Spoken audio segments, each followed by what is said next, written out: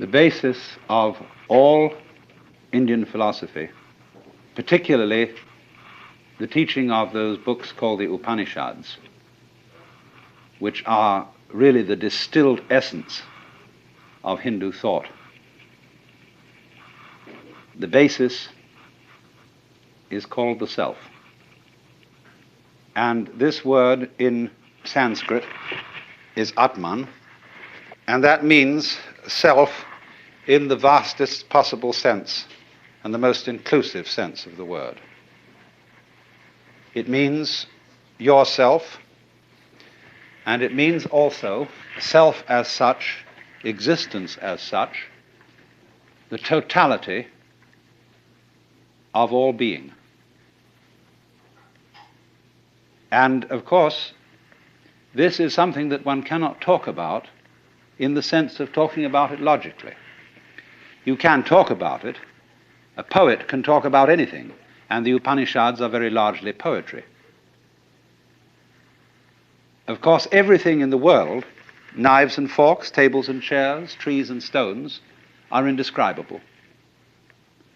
Korzybski referred to the physical world as the unspeakable world, which was really rather a funny name, because it has two edges. It's, of course, something you can't say anything about, that is to say, it is ineffable, but it's unspeakable also in the sense of the word meaning something taboo. And we shall see as we go on wherein that taboo consists. But from the standpoint of logic, we can't say anything about everything. Because in order to say something about something and state it logically, you have to be able to put it in a class. Now, classes are intellectual boxes. When you play games like animal, vegetable, and mineral, you've got there 3 boxes. And when you come to think of it, you don't know any one without another. Because in order to have a box, there must be what's inside the box and what's outside the box. And then by this method of contrast, we can make a logical discussion about things. All words, therefore, are labels on intellectual pigeonholes. But then, when you come to what fundamentally is, then you're without a box, and you can't talk logically. Of course, you can distinguish is from is not, but only in a very limited way, as I can say, I have a pen in my left hand, I do not have a pen in my right hand. And from this we abstract the idea of to be and not to be, is and isn't. But when we consider being with a capital B, this includes not only such ises as celestial bodies, but also such isn'ts as the space that encompasses them. And these two go together, as we shall see in more detail as the time goes on. But now a perfectly logical person would therefore say that the notion of the self, the Atman, as the fundamental reality in which everything else exists, is meaningless. And of course, from a logical point of view, it is. But at the same time, just because something cannot be put into a logical category does not indicate that it isn't real. The self, you see, bears somewhat the same relationship to the world as the diaphragm of the speaker in this radio bears to the music you've just been hearing. None of the music was about the diaphragm, and nobody said anything about there being a diaphragm. The diaphragm as such didn't come into the picture, and yet it was everything in the picture. All those different noises were vibrations of this thin film of metal. So also with your eardrum, so also with the apparatus of your eyes. So one might ask then, just as you say, well, what is it on? What is the music on? Is it on tape? Is it on a speaker? Is it on a drum? Whatever the variations may be. We can ask the question, what are you all on? What is all this on? And the Hindus answer, it's on the self. Like we say, this one's on me. It isn't that there's only one self in the sense that is taught in a philosophy called solipsism. Solipsism is the idea that you are the only person who exists and everybody else is your dream. Nobody can prove that this isn't so, except I'd like to see a congress of solipsists arguing as to which one of them is really there. It isn't that, it's more complex than that. It's saying that the self in each one of you is really at root one. Just in the same way that you have all over your body millions of nerve ends, each one of those nerve ends is, as it were, a little eye, because all the senses are fundamentally one sense. There are various forms of touch. And the most delicate of the forms of touch is, of course, the human eye. Then the ear, and so on down the list of the senses. Now imagine then every little nerve end is a little eye. And it gets its impression of the world, but it sends it all back into the central brain. Well, in a somewhat similar way, every person, every animal, every what the Hindus call sentient being, and even rocks are regarded as sentient beings in a very, very primitive form, right down to the lowest. So all those forms that we see may be looked upon as the eyes that look out of one central self. Only, of course, in the body, in the human body, we can see the connections between the nerve ends and the brain. It's much more difficult to see the connection between one individual and another. If they're married, that's a little bit closer. But just all us human beings rattling around, we're not even rooted to the ground like trees. And therefore it's very easy for us to form the impression that I am only what is inside my bag of skin. And that myself is a different self from yourself. And we're all, therefore, fundamentally disconnected. And so your apparent disconnection, the fact that you are not tied to other people with umbilical cords or some kind of wiring that gives you one mind, nevertheless, we do have one mind.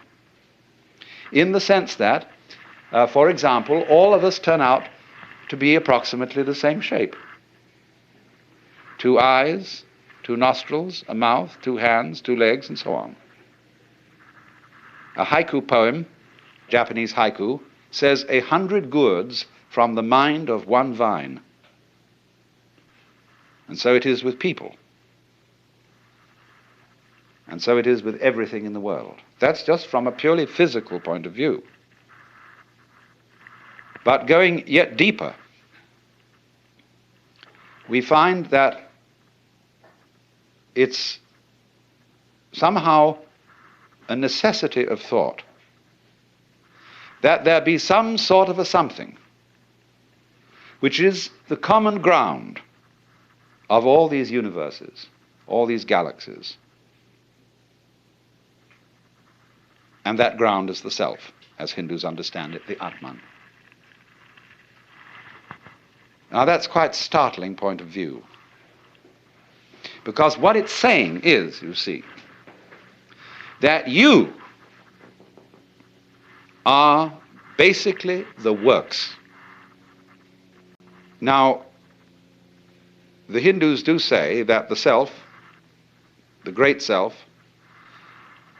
is consciousness. But of course that does not mean consciousness in the sense of our ordinary everyday consciousness.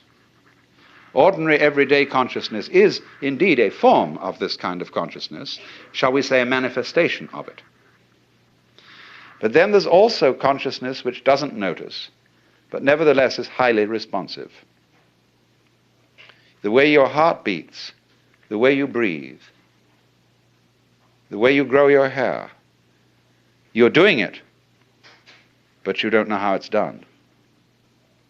So therefore, just in the same way that conscious attention is not aware of all the other operations of the body, so in just that way, we are not aware of our connection, indeed our identity, with the fundamental self. When the leaves die and fall off the trees, or the fruit drops, next year, more leaves, more fruit. So in the same way, when you and I die, more babies later. If the whole human race dies, you bet your life, there are all kinds of things that feel that they're human, scattered throughout the multiplicity of galaxies, because this universe is a peopling universe, just as an apple tree apples. But because we are unconscious of the intervals, we are not aware of the self with our conscious attention when conscious attention isn't operating. But still, just as you don't notice what your pineal gland, say, is doing at the moment, so in the same way, you don't notice the connections which tie us all together, not only here and now, but forever and ever and ever and ever. The difficulty and the basic reason why we don't notice the self is that the self doesn't need to look at itself. A knife doesn't need to cut itself. Fire doesn't need to burn itself. Water doesn't need to quench itself. And a light doesn't need to shine on itself. So this is the fundamental problem of having some sort of awareness of the self. Nevertheless, it is the whole contention of Indian philosophy, especially what we call Vedanta, that it is possible, in a certain way, to become aware of oneself in this deepest sense, to know that you are the totality. And this experience is the real substance of Indian philosophy as a whole, both Hindu and Buddhist. It is called moksha, which roughly means liberation. Liberation from the hallucination that you are just poor little me. To wake up from that kind of hypnosis and discover that you are simply something, your organism, your physical body, your conscious attention, which is your ego, that you are something being done by this vast, indescribable self, which is out of time, which has no beginning, no end, it neither continues nor discontinues. It's beyond all categorization whatsoever. And so the Upanishads say, all we can say of it positively is the negative. Neti, neti, it is not this, it is not that. Anything, therefore, you can formulate, imagine, picture, will not be the self. So when you are trying to know the self, you have to get rid of every idea in your head. It doesn't mean, as some people seem to think, that you have to get rid of every sense impression. It isn't as if you had to go into a catatonic state of total absorption. Of course, that can be done. But the full moksha, the full liberation, is when you come back out of absorption and see this everyday world just as it looks now, but see as clearly can be that it is all the self. You can become aware of this tremendous interconnectedness of everything. And that is what somebody who is moksha, who is liberated, sees. He sees, shall we say, that everything goes together. And that is, in a way, what we mean by relativity. Because relativity means relatedness. Just as fronts go with backs and tops with bottoms, insides with outsides, solids with spaces, so everything that there is goes together. And it makes no difference whether it lasts a long time or whether it lasts a short time. A galaxy goes together with all the universe just as much as a mosquito, which has a very short life. From the standpoint of the self, time is completely relative. You can have, if you scale it down, as much time between two of those very rapid drum beats as you can in eons and eons and eons. It's all a question of point of view, or, to use a scientific expression, level of magnification. Change your magnification and you see molecules. And we know by other methods of observation that it can get smaller and smaller and smaller, and that the spaces between these minute units are so vast that they're comparable to the distances between the sun and the planets in scale. So also with time. So in this sense, there could be vast, vast universes full of empires and battleships and palaces and brothels and restaurants and orchestras in the tip of your fingernail. And on the other hand, we could be all going on in the tip of somebody else's fingernail. It's very important to understand not only the relativity of size and of time, but also of what there is. Now, as you know, the human senses respond only to a very small band of the known spectrum of vibrations. We know through instruments of quite a vast spectrum, but we, as I say, with our senses, see only a little of it. If our senses were in some way altered, we would see a rather different looking world. We can do this, of course. We can put on special lenses to enable us to see heat. And then we see all the heat radiations coming out of people.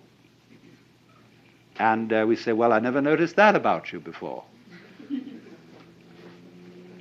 But so in the same way, you see, there are infinitely many possibilities of vibration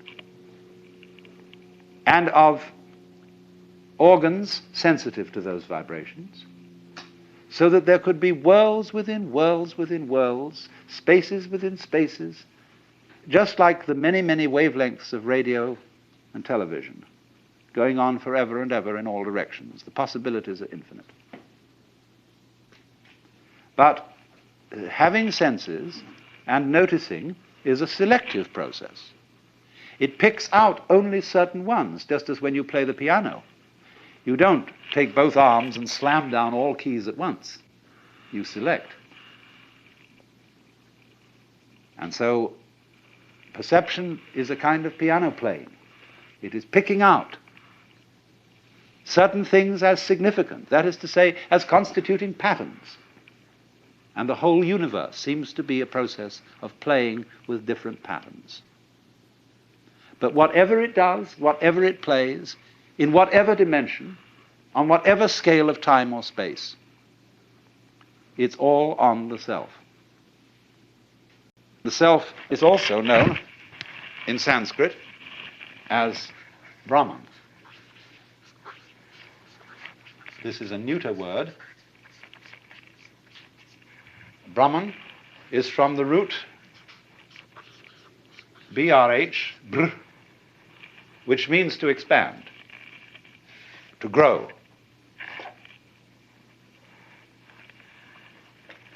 It isn't quite clear exactly why this word was chosen. Sometimes there's a still better word for the self, which I like, is the word tat, almost like tit for tat. Tat means that. We get our word that from the Sanskrit tat. And so when the baby comes into being, first of all, the first thing it says is da, da. The baby is pointing, da, da, da, and it's saying that. Look, isn't that marvelous? That, you see? So that is the which than which there is no whicher. And so you get the formula in this Brihadaranyaka Upanishad, tat tvam asi, which means tat, that, tvam, Latin, you, asi, are. You are that. Or that thou art.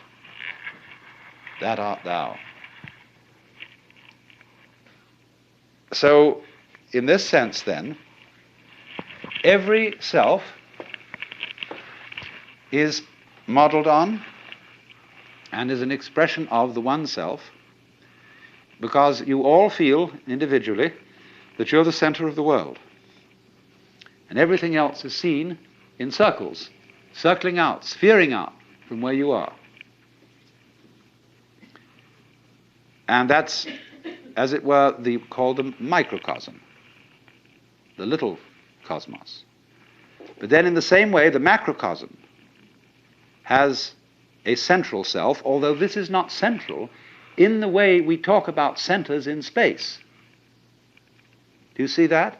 A center of a circle is in the middle of the circle, and the circumference is away from it. But you could use a phrase that the Christian theologians have used of God, that circle whose center is everywhere and whose circumference is nowhere. You could speak of Brahman that way. It isn't in the middle of the universe, spatially speaking. You might ask the question, where is the universe? Ever thought of that one? Where is it? Well, you can't say where, because everywhere has to be in relation to something. There would have to be another universe to say where this one is.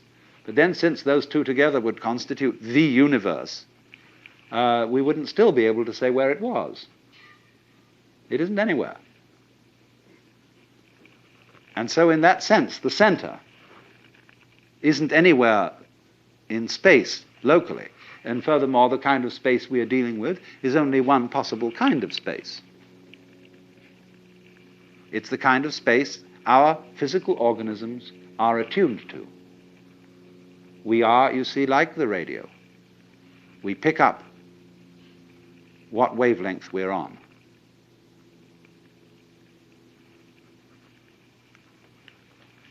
So then,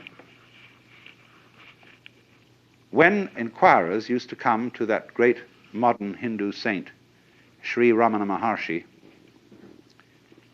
and they'd ask him all sorts of silly questions, like, who was I in my last incarnation? What will I be in my next one?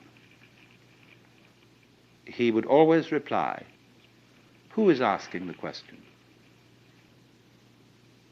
Who are you? Find out, because that's the thing you need to know. As it were, dig down into the depths of your being and say, what is this that I call I? That's one of the very fascinating questions. It teases us out of thought to think about death in the sense of going to sleep and never waking up. Imagine that. And you find you can't. And yet it's a thought that although you can't get to grips with it, it remains fascinating.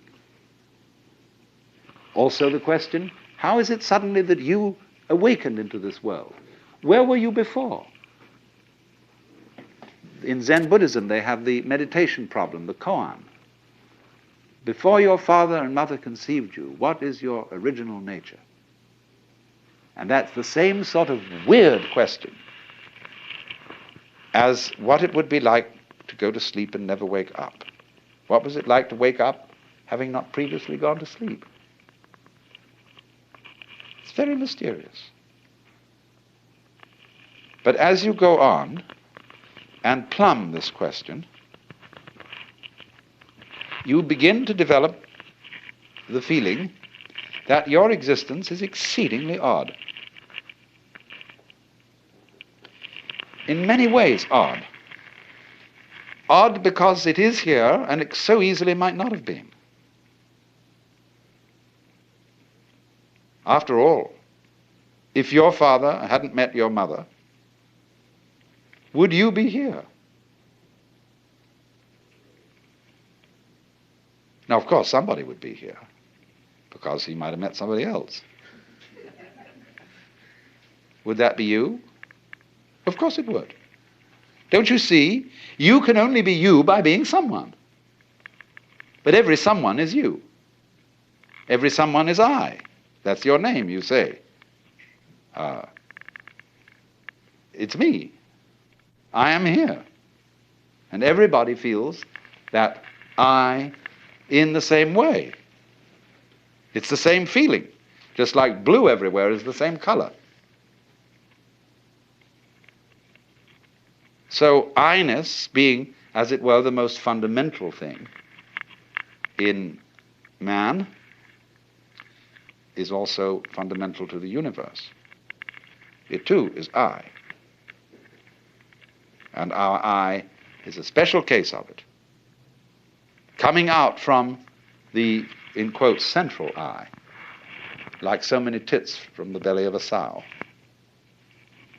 or so many spines from a sea urchin, so many legs from a spider. And that is, of course, why the images of the Hindu gods are shown with many arms or many faces, because it is saying that all arms are the arms of the divinity. All faces are its masks. So, you see, there's really nothing to worry about. Because the important you is perfectly indestructible. It's what there is. Our comings and goings, our fortunes and misfortunes are a sort of mirage. The more we know about them, the more we know about the world, the more diaphanous it seems. And therefore, everything in the world has the characteristics of smoke. You know, when you blow a cigarette or pipe or something and a cloud of smoke and you see it in the sunbeam, and it's full of whorls and designs and all kinds of marvelous things going on, and then slowly it disappears. Well, everything's just like that. Now, there are two attitudes you can take to that state of affairs. You can say sour grapes. It's all a lousy, wretched trap. And here I am, and I'm given all these feelings of love and attachment and joy of life, and then I fall apart. My teeth drop out, my eyes become feeble, I get cancer or cirrhosis of the liver or something, and then it all falls apart, and it's too bad. Therefore, don't become attached to things. Don't enjoy life. Treat it, holding it off like that, just like a very, very firm person who's been jilted and says, never again will I get mixed up with love, because love hurts. But on the other hand, a weaving of smoke can be very beautiful, provided you don't lean on it, provided you don't try to preserve it, catch hold of it. Then you destroy it. So exactly the same way, there's nothing in the way of form that you can lean on, that you can grasp. And if you see that, then the world of form is very beautiful. If you let it go, to love people, you see, if you're husband and wife, you must let each other go. Otherwise, the marriage is either going to break up or it's going to be hell. If you love a person, you say to that person, look, I love you, whatever that may be. I've seen quite a bit of it, and I know there's lots that I haven't seen, but still it's you, and I want you to be what you want to be. And I won't be happy if I've got you in a cage. You'll be a bird without song. And they're likely to go on loving each other. But if they wrap each other up with all sorts of ties and chains and documents and things, then they are not on a very safe basis. The very firm words of those documents belie the situation, because nobody curses and swears and kisses the Bible and all sorts of things like that if he means yes.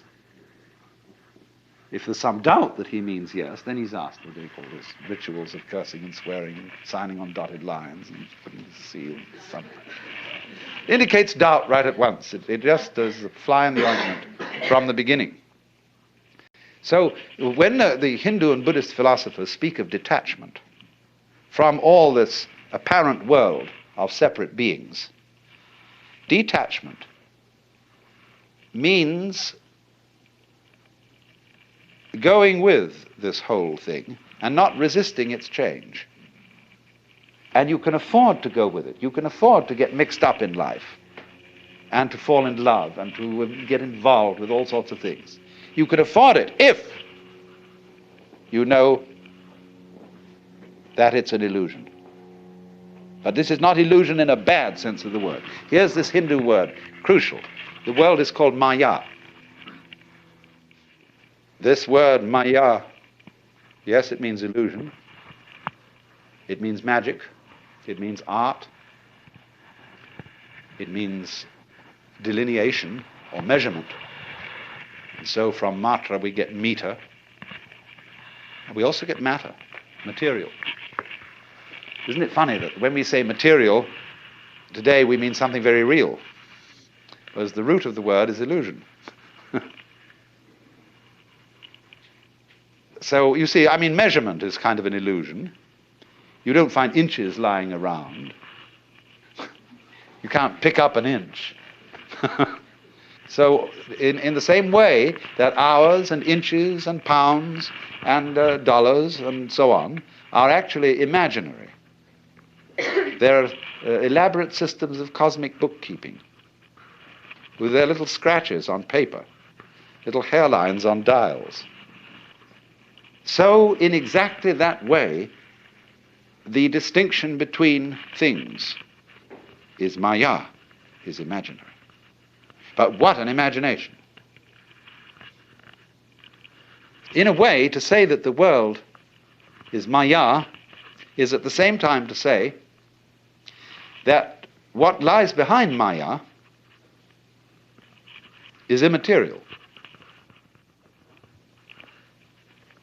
Look at the reversal of the word. Oh, it's immaterial. Doesn't matter. What matters? It's all this. But that gets us to a deeper point yet. The self, the real self, doesn't matter. Which is another way of saying it doesn't exist for any purpose. It doesn't need to exist for any purpose. What purpose would it exist for? When it's what there is. It won't find anything in the future, has nothing in the past that it has to go back and remember. Is now, an eternal now. And so in that way, it doesn't matter. But therefore, the most important thing in the universe is the one thing that doesn't matter, the one thing that's totally and completely useless, and that nobody can find anything for. Once a Zen master was asked, what is the most valuable thing in the world? And he answered, the head of a dead cat. Why? Because no one can put a price on it. So this self, the Brahman, is like the head of a dead cat. But you see, if then you say, I really ought to get that dead cat's head because something spiritual about it, and it'd be very good for me. After all, if I knew the self, I might be a better person. People might like me more. I'd be more constructive in society. I would do this, that, and the other. Do you see, that's putting the cart before the horse. That's trying to make the tail wag the dog. The knowledge of Brahman, the self, never does anybody any good if they're trying to make it do them some good. Only when they're not concerned with whether it does them any good or not, does it do them any good. It's like when you relax and you go out and play. Americans in particular don't know how to do this because they always justify it. They always say it's good for me, it's exercise, it's a change from work, and that'll be able to make me work better. See? Everything they do is done for some serious reason. It's the Protestant conscience. And so we never play,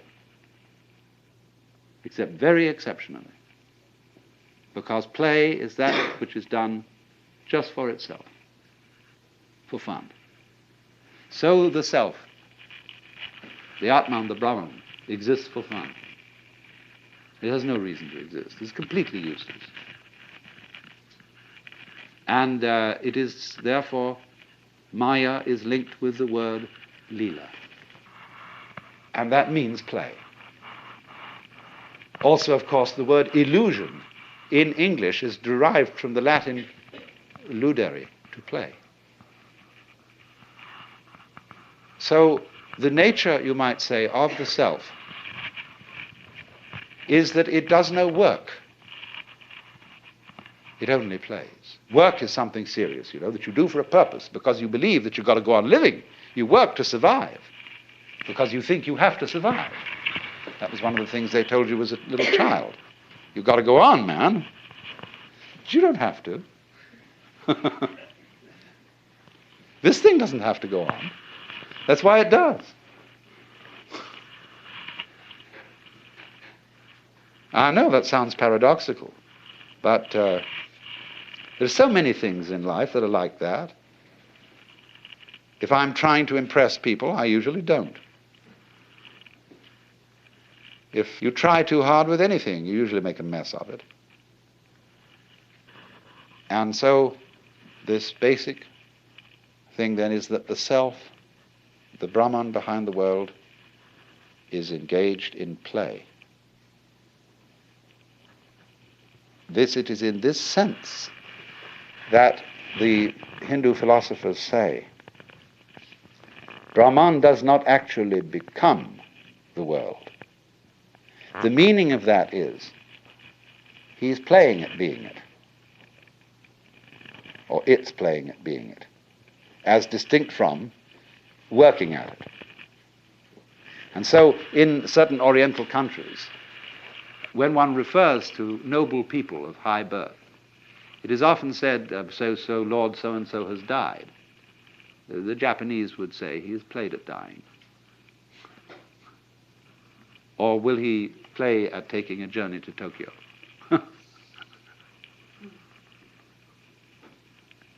Also, remember this, although I've constantly used in this talk the word one to apply to the self, and central,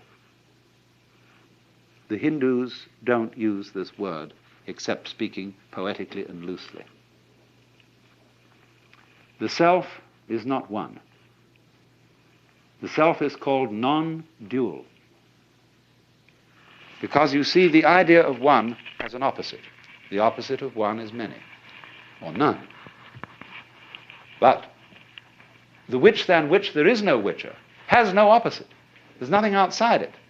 So you can't call it one, because one is an exclusive idea. It excludes two. So they call it, instead of one, they call it non-dual, which is Advaita. This is from the word, you see, Deva is the root meaning two. The V becomes U, so we get dual.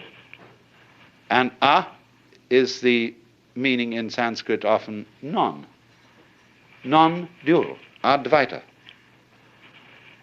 And so it doesn't exclude anything. One is an exclusive word. Advaita is meant to be a totally inclusive kind of unity. Now, of course, this word itself, when you look at it from a logical standpoint, is a dualistic word, just like one. It's the opposite of Dvaita, Dvaita and Advaita. But the idea here in Indian philosophy is to use this word in a certain way. Now, you know that on a flat surface, you can't draw 3 dimensions. Anything you draw will be in 2 dimensions. But why do we see 3 dimensions? Because of an artistic convention called one-pointed perspective, which will give you the illusion of a third dimension. Now, in other words, a two-dimensional line is being used to imply a third dimension which can never be expressed on a flat surface. So in exactly the same way, Advaita is a word used specially to designate what lies beyond all logical categories. So you must remember, of course, that the word play and the word game have many levels of meaning. We are accustomed to use the word play in opposition to work and to regard play as trivial and work as serious. Very largely, a game or a play is something associated in our minds with triviality. "You're only playing with me," says a girl to a suitor. "You're not serious." How serious do you have to be? When does one get serious in a flirtation? When do we say this is getting serious? When you're holding hands, playing footsies under the table, kissing, petting, sleeping together, married and babies. Maybe that's serious. But we also use the word play in a non-trivial sense. I went to hear Heifetz playing the violin. Was that a trivial matter? On the contrary, the very highest kind of art form.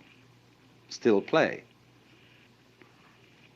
I say too, when I do philosophy, like I'm doing with you, this is entertainment. But in the sense, perhaps, I hope, of your listening to someone play a musical classic. I'm not being serious, but I am being sincere.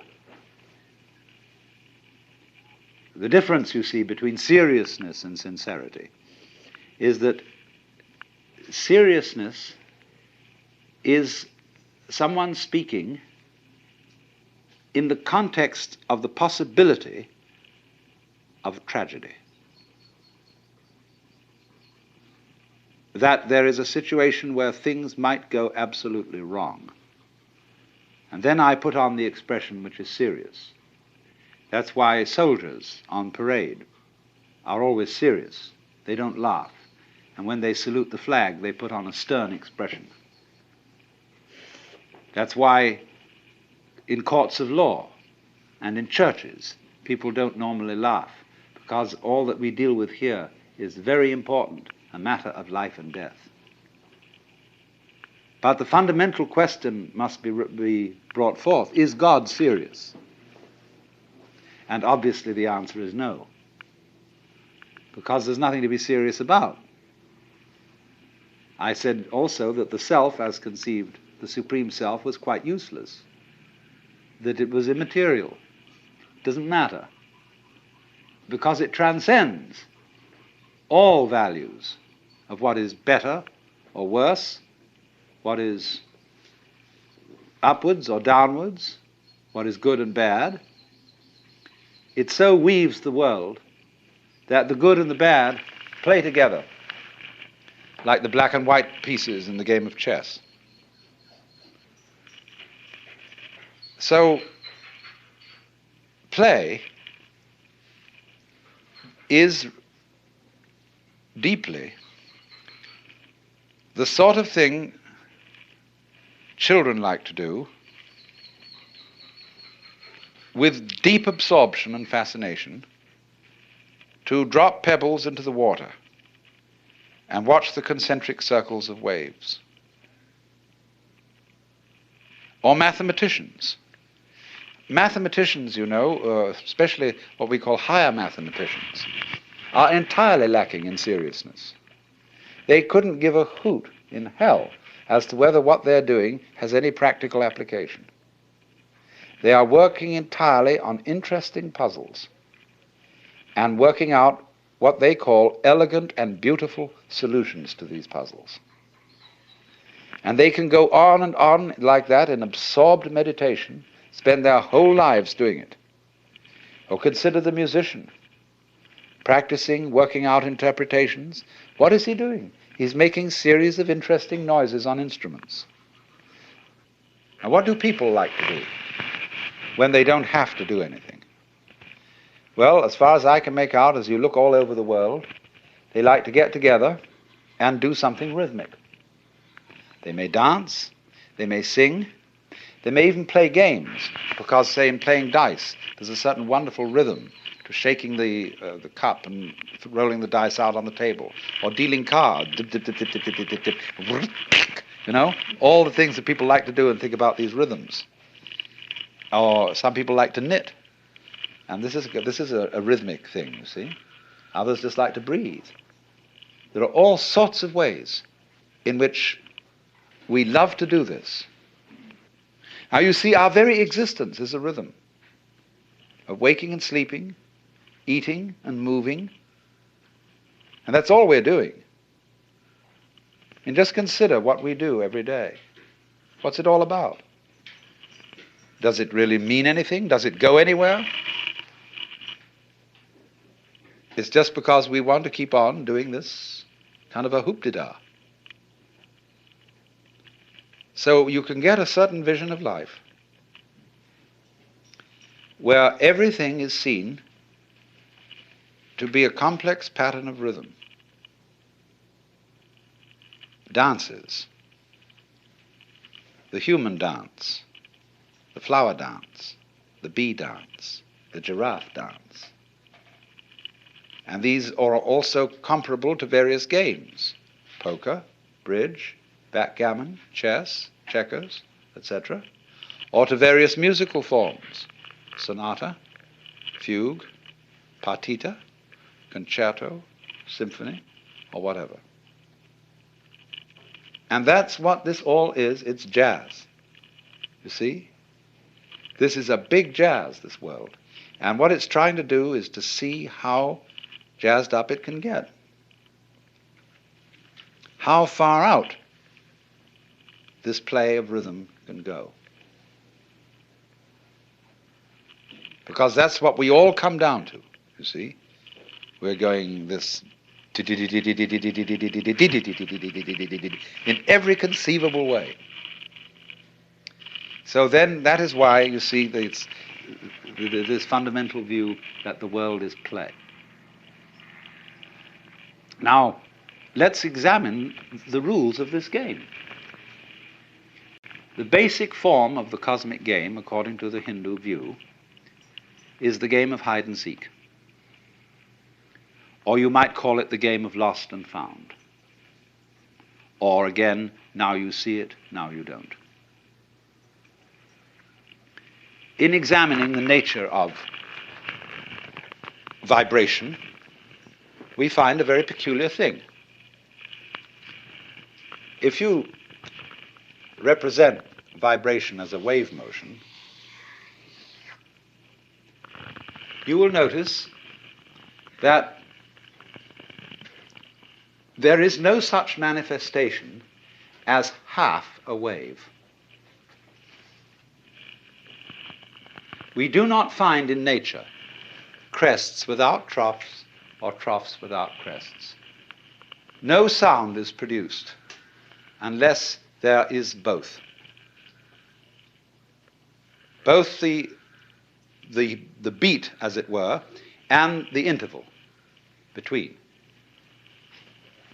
Now, this wave phenomenon is happening on ever so many scales. There is the very, very fast wave of light, the slower wave of sound. Then there are all sorts of other wave processes. The beat of the heart, the rhythm of the breath, waking and sleeping, the peak of human life from birth to maturity and down again to death. And the slower the wave goes, the more difficult it is to see that the crest and the trough are inseparable. so that we become persuaded in the game of hide and seek that it is possible for the trough to go down and down and down forever and never rise again into a crest. Forgetting that trough implies crest just as crest implies trough. There is no such thing, you see, as pure sound. Sound is sound silence. Light is light darkness. Light is pulsation. And between every light pulse, there is the dark pulse. And so the Hindu image is that the self eternally plays a game of hide and seek with itself. Hindus calculate time in kalpa units. And the kalpa is 4,320,000 years. And so they say that for a period of a kalpa, the worlds are manifested, or any particular universe, not all universes, but let's say any particular galaxy or whatever it may be, world order of some kind. Don't take this too literally. Don't take these figures as being some sort of divine revelation as to making predictions and prophecies. They're symbolic figures. So, for one kalpa, the world is manifested, and that period is called in Sanskrit a manvantara. And during that time, the Brahman plays hide. And it hides in all of us, pretending that it's us. And then at the end of the kalpa, there comes the period called pralaya.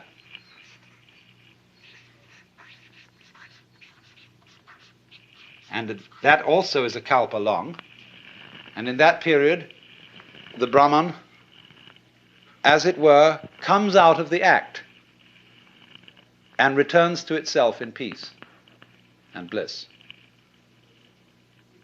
This is a very logical idea. What would you do if you were God?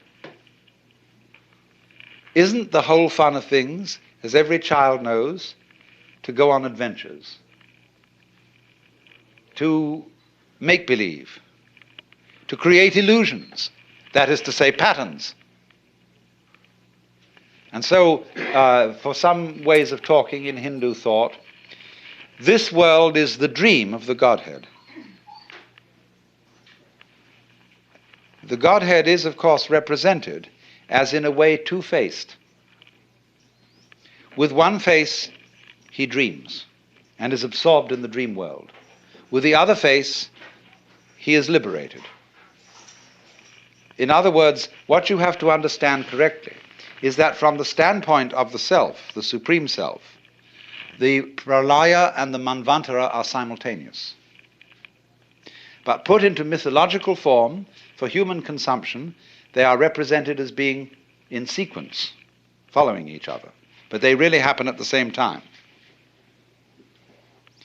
So that one doesn't realize union with the self after death, later than a certain time.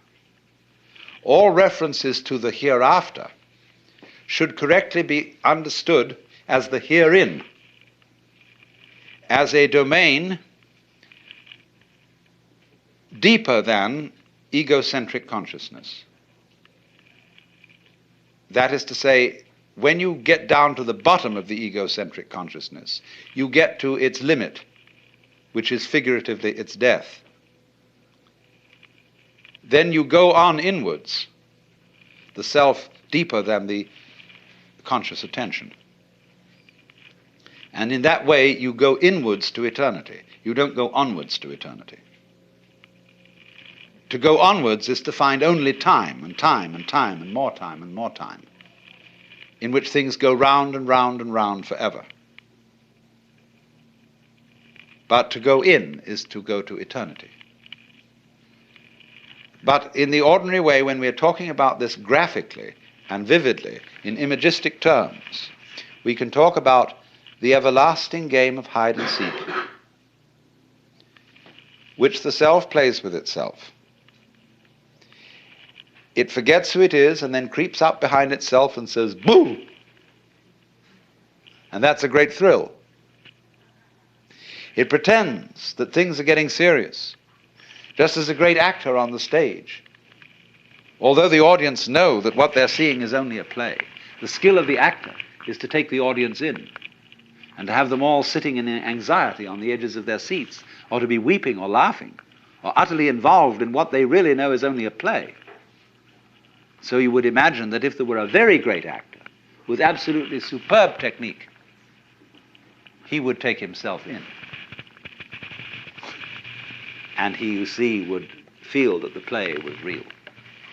Well, that's their idea of what we're doing here and now. We are all the Brahman acting our own parts, being human, playing the human game so beautifully that he is enchanted.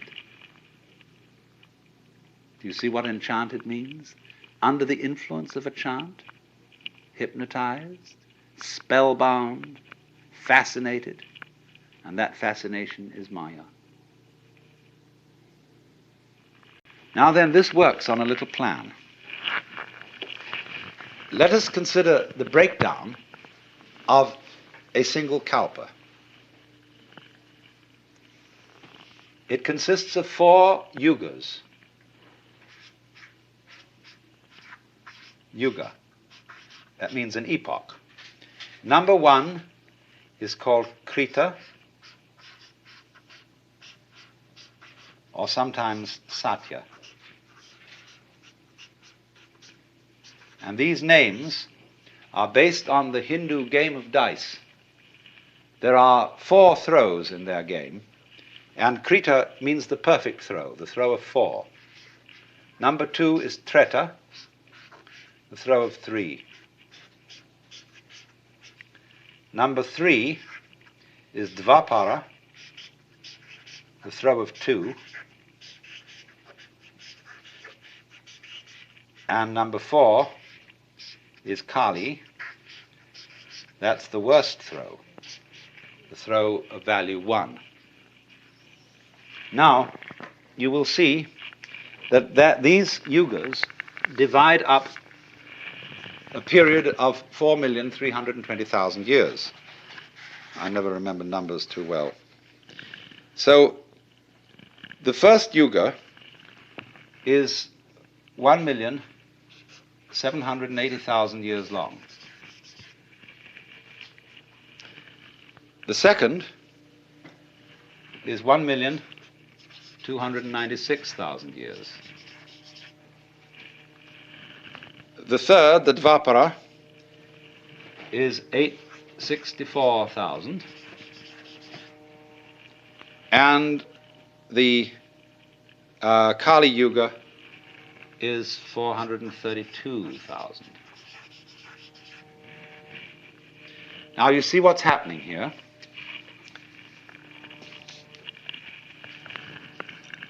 When the manifestation starts, it's as good as possible. Everything is just glorious. Because you know well that if you were dreaming anything you wanted to dream, you would start out by having the most luscious dreams imaginable. Now when we get, you see, to the Treta Yuga, something is a little bit wrong. Krita is 4 square. Everything's perfect, like the symbol of the square is an ancient symbol of perfection. Treta is the triangle. Something's missing. There's a little bit of uncertainty, and danger now enters. By the time we get to Dvapara, the forces of light and darkness are equal. Duality, the pair.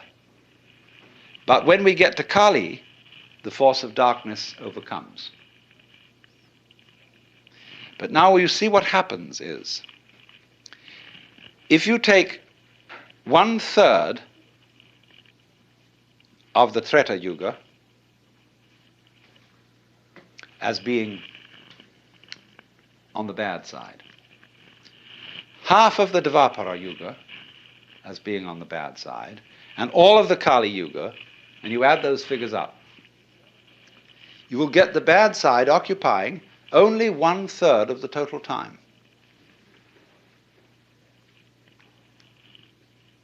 So what's going on here? It is not quite a situation, you see, it is not a view of the cosmos in which good and evil are so evenly balanced that nothing happens. Evil is just troublesome enough to give good a run for its money. It's as the game that is being played here is playing order against chaos. But you've got to have some chaos in order to play the game of order against it. But if order wins, there's no further game. If chaos wins, there's no further game. If they're equally balanced, it's a stalemate. So what happens is this: chaos is always losing, but is never defeated. It's the good loser. And that is a game that is worth the candle. Let's take playing chess.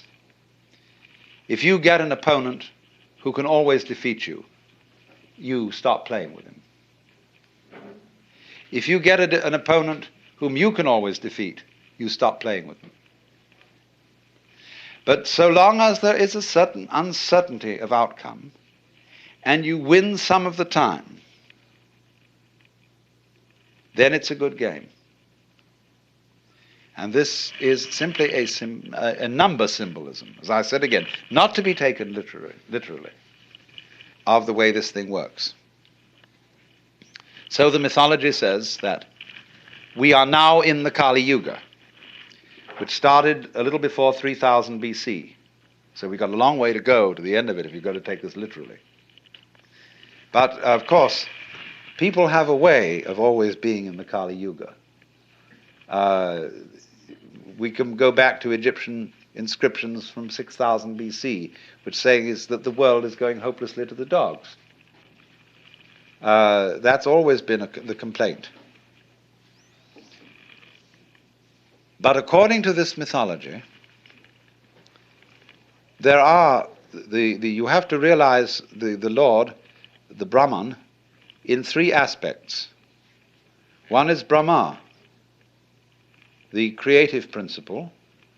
Two is Vishnu, the preserving principle. And three is Shiva, the destroying principle. And Shiva is very important here.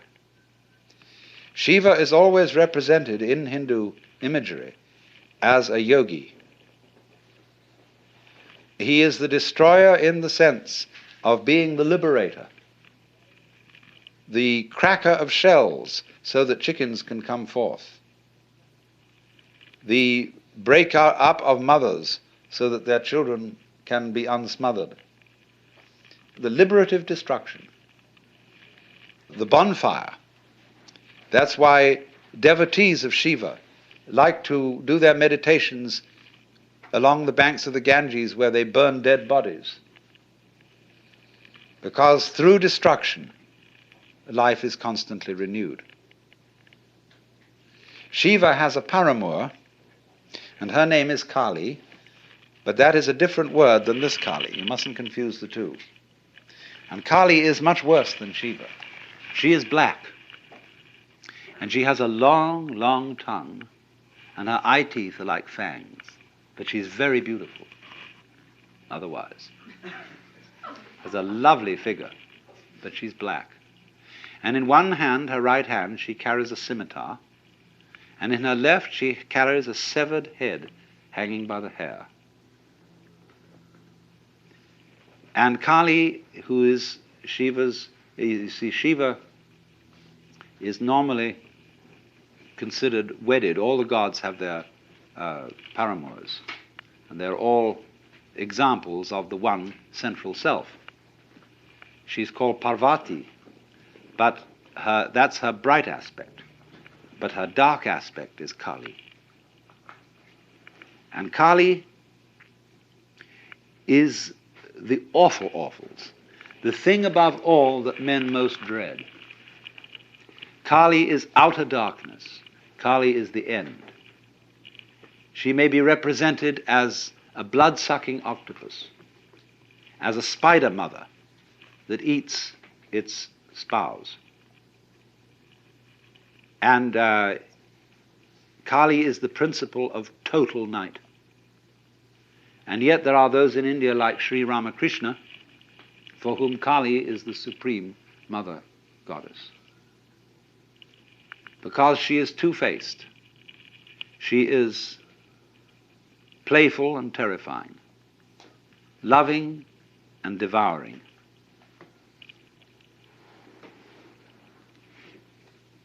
Destroyer and savior. And the cult of Kali has as its importance helping one to see the light principle in the very depths of darkness. I have some suggestions for meditation on Kali, which you can all practice very easily. You go to the aquarium, and you find out there the monsters of the deep that make you feel most uncomfortable, and you study them. So in this way, Kali is studied by her devotees. And if you meditate on those, this will be like putting manure on the soil.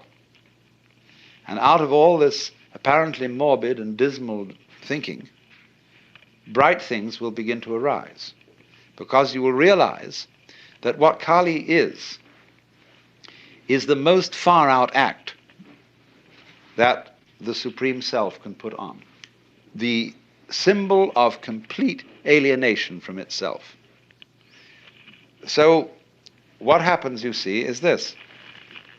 In the process of the game of hide and seek, the Supreme Self tries to see how far out it can get. Just like children like to sit around and have a competition as to who can make the most hideous face.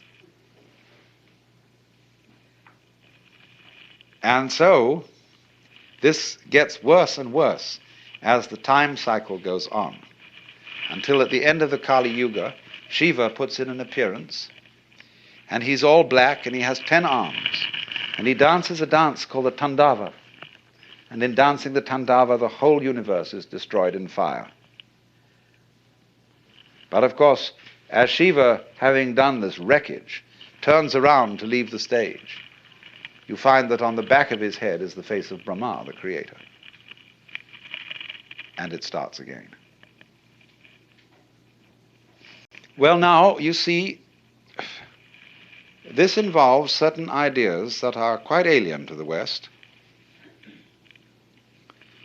One, the idea of the world as play. Our Lord God in the West tends to be over-serious. And no great Christian artist has ever painted a laughing Christ or a smiling Christ. Nothing that I've seen of any of the great masters. Always this figure is tragic and has that sort of look in the eye which says, one of these days you and I have got to get together for a very serious talk.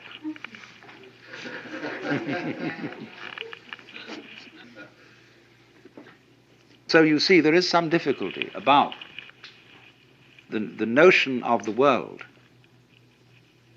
as dramatic play for us. There's another difficult notion here, and that is cyclic time. See, most of us live in linear time. This originated with St. Augustine and his interpretation of the Bible. Now, I don't know how true this really is, but it's certainly a big fashion in modern scholarship to say that it was Judaism that gave us the idea of history. Hindus have no interest in history whatsoever, or not until recent times, to the total exasperation of historians. There is no way of finding textual evidence of the age of most of the Hindu scriptures, because they aren't interested in history as such. They are only interested in human events as archetypal occurrences, as repetitions of the great mythological themes over and over again. So if in a document started out that a certain adventure happened to King so-and-so, whom everybody knew at the time, in the next generation they had changed the name of that king to the current king, because the story was typical anyway. They just wanted to say a king everybody knew. They altered things in that way, and so they know no kind of chronology. And if you ask even quite intelligent Asians about this, they have difficulty in understanding what kind of a question you're asking. What is this history thing? Whereas on the other hand, according to our scholars, the Jews were historically minded because they remembered the story of their descent from Adam and Abraham, the great event of the liberation from Egypt, and then the triumphant reign of King David. And then things go sliding downhill as other political forces become stronger and stronger. And so they get fixed on the idea that one day is going to be the day of the Lord. And the Messiah will come and put an end to history. And there will be the restoration of paradise. But this is linear. They don't think of the world having been created many, many times before and come to an end many, many times before. It's one clear ascent from start to finish, from Alpha to Omega. Well, when St. Augustine was thinking about this, he thought, if time is cyclic, Jesus would have to be crucified for the salvation of the world once in every cycle. But for some reason, he had it firmly fixed into his head that there was only one historical crucifixion in time.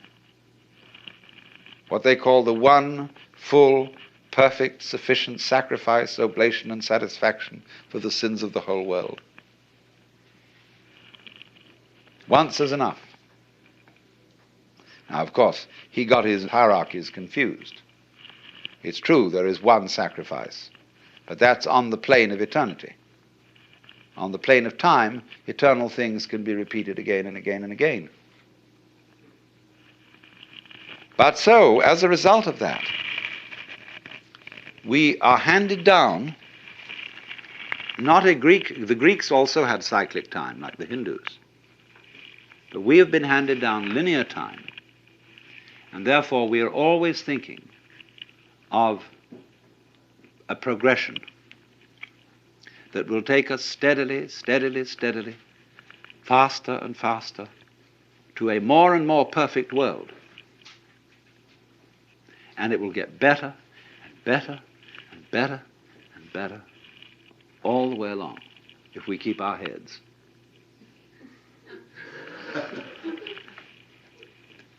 Now, this shows, I think, a rather naive view of human nature.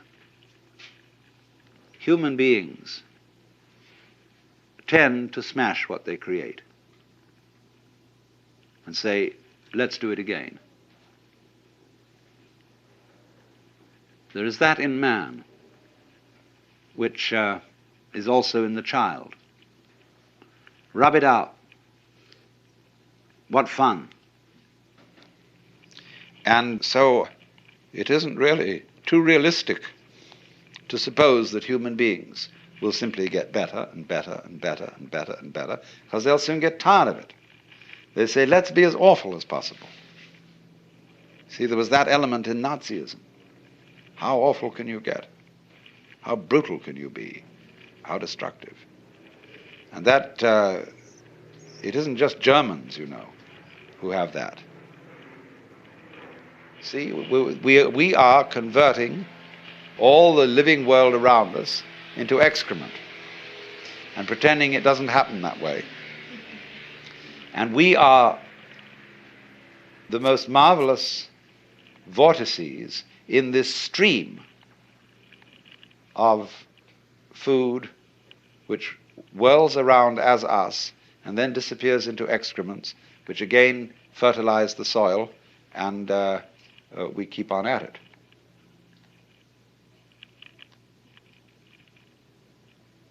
So you see, there is that thing in us, which is represented by Shiva Kali. And it's always there. The Hindu looks at the world with very, very hard-boiled realism in this way, and sees terror and magnificence, love and fury as two faces of the same thing. And you could say, well, is there any peace possible? After you've looked at this picture for a long, long time, and you've conceived the endless, endless cycles, because this thing goes on always and always and always. Per omnia saecula saeculorum, world without end. And the Hindu sometimes feels, oh, Brahma, don't you ever get tired of it? No, because Brahma doesn't have to remember anything. And you only get tired of things you remember. That's why, from the standpoint of Brahma, there's no time, only an eternal now. So the secret of waking up from the drama, the endless cycles, is the realization that the only time that there is the present. And when you become awake to that, boredom is at an end, and you are delivered from the cycles. Not in the sense that they disappear, that you no longer go through them. You do go through them. But you realize that they're not going anywhere. Now then, supposing you liken the rhythm of these cycles to music, why surely you don't hurry it up. You don't say, let's get to the end faster. You know how to listen to music only when you slow down time and sit back and let that be. And so, in the same way, you can see every little detail of life in a new way. You say, oh my, look at that.